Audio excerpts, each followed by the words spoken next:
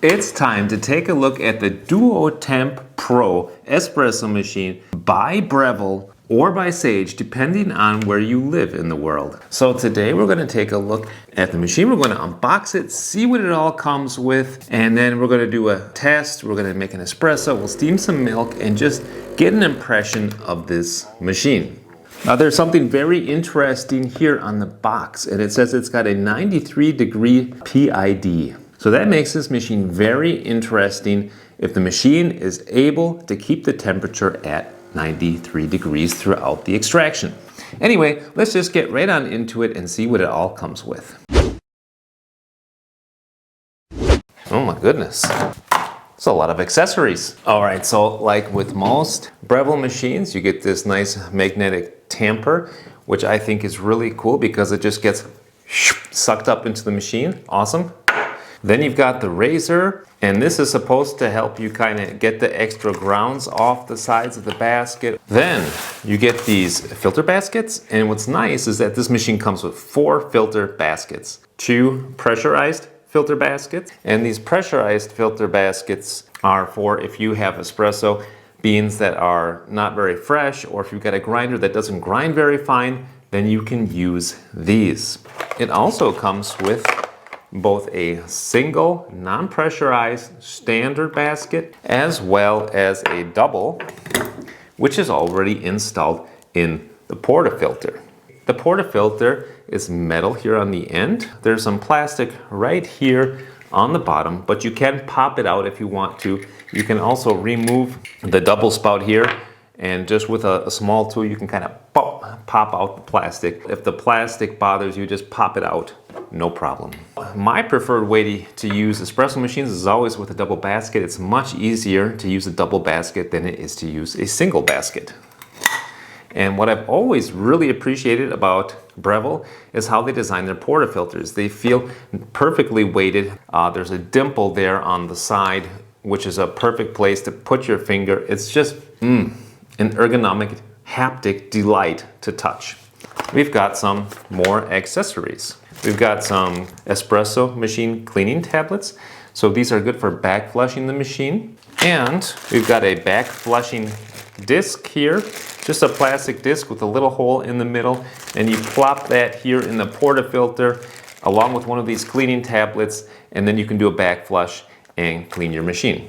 In addition, we have got a little poker here, and this little poker is supposed to just like poke up into the hole of the steam wand and clean that out, which is good because sometimes it gets kind of caked in there. And of course, directions. They're quite well written directions, so I'd recommend that you go ahead and read them. Let's get on to the good stuff. Let's look at the machine itself. Here's the machine, let's take a look.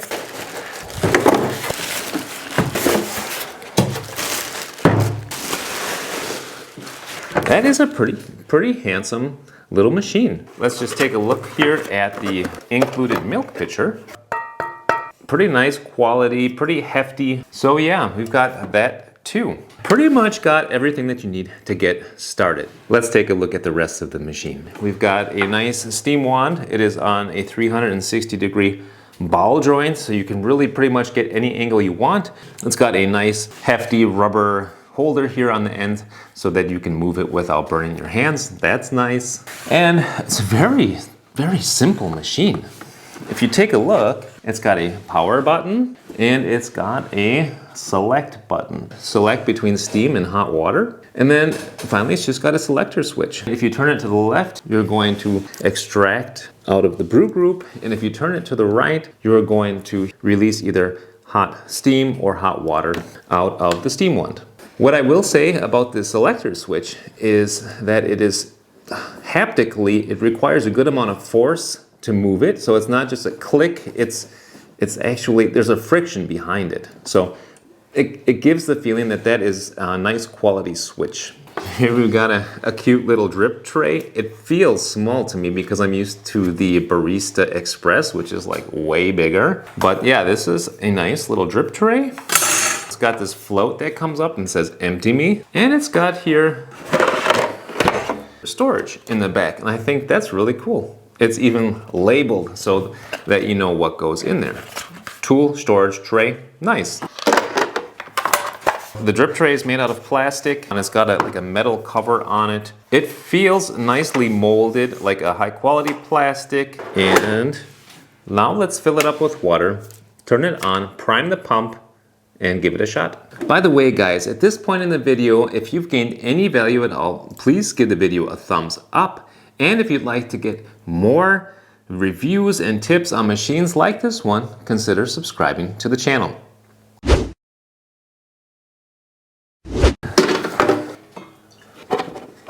Got to make sure that the water filter is seated in there properly so that the water can make it through the filter and into the machine. I always like to use filtered water because where we are at, we have really hard water. What else is nice is that this water tank has got a nice handle on it. So from an ergonomic standpoint, super nice. Even if you have this machine underneath cabinets, no problem. Just lift up on the handle, lift it up a little bit, and you can move it out of the way. Nice. Here comes the moment of truth. Let's turn, oh, we gotta plug it in. All right, looks like it's heating up. It'll just take a little bit of time. All right, let's go ahead and try to prime the pump through the brew group.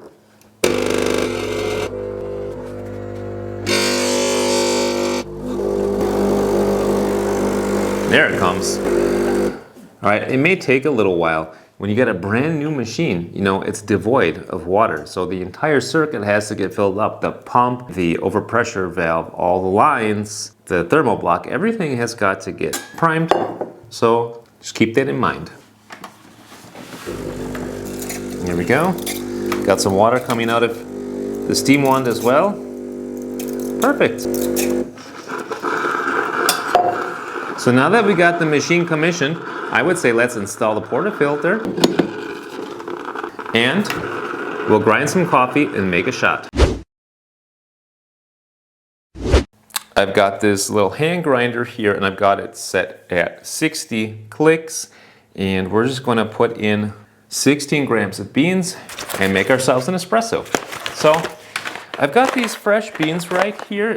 These are pretty freshly roasted. And that's important, in particular when you're making espresso, because the fresher the bean is, the more resistance it provides, and therefore the more pressure that exists between the coffee puck itself and the incoming water. This right here is one of my very favorite parts about Breville. Watch this. Oh, satisfying. Normally I would do some WDT in here to distribute it, but I just want to use this machine out of the box. So I'm going to use everything that's included. See how it works out. So that's the coffee puck that we're working with right there. Let's see what kind of shot we get.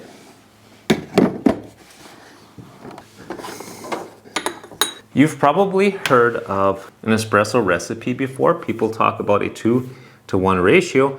And all that means is if we have 16 grams of dry coffee powder in, we want to get 32 grams out.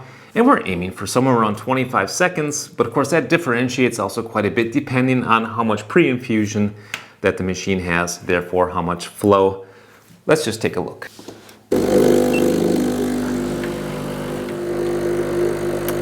Oh, that's looking pretty good.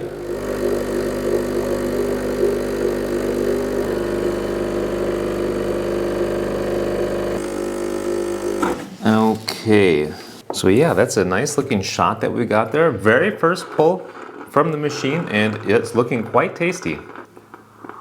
The espresso ran a little bit long, close to 40 seconds. So yeah, that's generally longer than what you want, but this machine does have a long pre-infusion.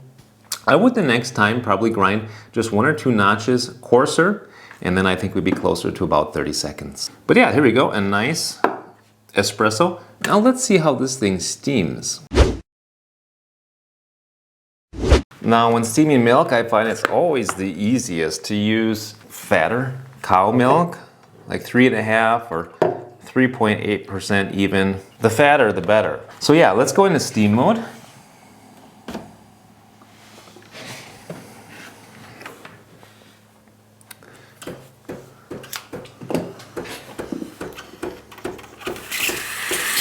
Okay, let's see how this steams.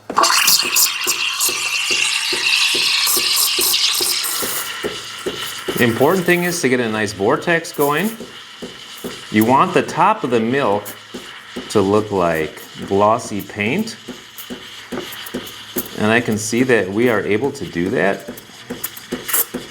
It's looking quite good. And then after you've injected a certain amount of air, you can lower the tip into the milk a little bit further. Just make sure the milk is always rolling. And you gotta steam until it's pretty hot, like just about too hot to touch the sides of the milk can. And that way you'll have a nice, hot, tasty drink. All right, that's getting plenty hot right there.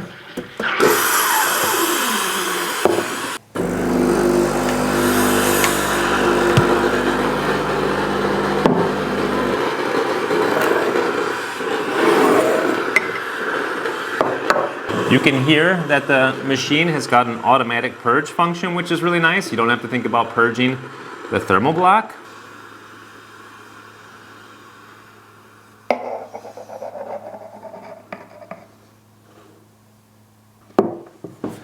Okay, got a little heart out of it, and I can tell by the texture of the milk, ooh, it's gonna be tasty. Cheers. Ooh, that's a delightful cup. Okay, so what we're going to do now is test the temperature. And here I've got a freshly prepared puck, and we're going to test the temperature here with this thermometer that I've got here. So I'm just going to put that on top of the puck, and let's have a look. Let's see if we get to 93 degrees. The nice thing is the portafilter is already warmed up. So let's just see what kind of temperature we get.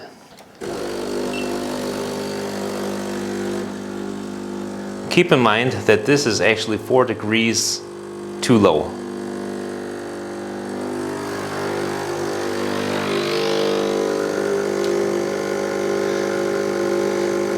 All right, so here we're actually at about 90 degrees. But we're pretty steady.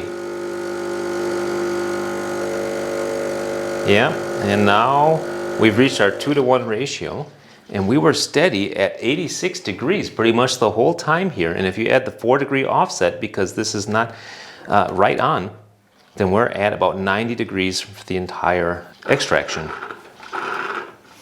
All right, guys, I hope this video was helpful for you, and if so, please give it a thumbs up.